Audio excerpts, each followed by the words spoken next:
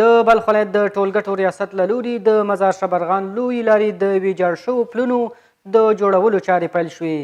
په دغه پلونو 6.5 میلیونه افغانۍ لګښت راځي چې د یاد ولایت د ټولګټو ریاست له بودیجې څخه ورکول کیږي.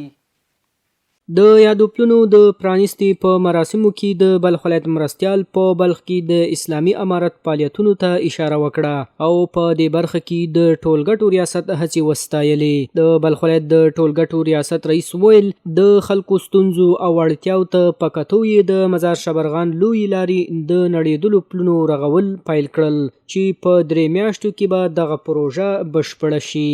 هغه پلچکان چې خراب شوي وه د هغو ترمیمات او بعض ځایونه چې هغه کډیان یا خراب شوي وه هغه ځایونه موږ جوړوو. دا تقریبا مکمل دا ساحه چې ده 55 کیلومتره ده اوږدوالی دی. په دې کې موږ 8 پلچکه جوړوو نوي او 40 نقطې چې هغه کډیان دي او یا داغونه لري او غټ غټ دي هغه هم جوړوو.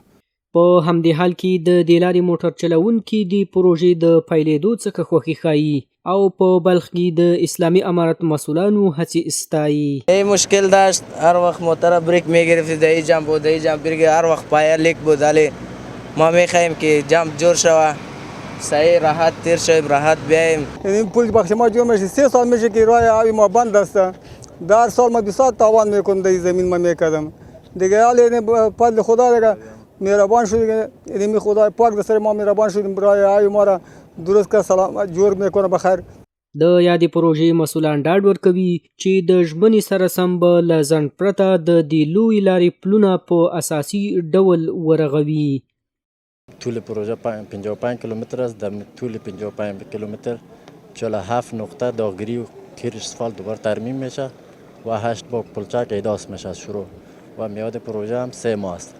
د یادونې وړ ده د بلخ کمربند څخه بیا تر جوزجان ولایت پورې د دې لارې پلونه بیلابیلو ځایونو کې نړېدلي ول چې په اساسي ډول به بیرته ورغول شي.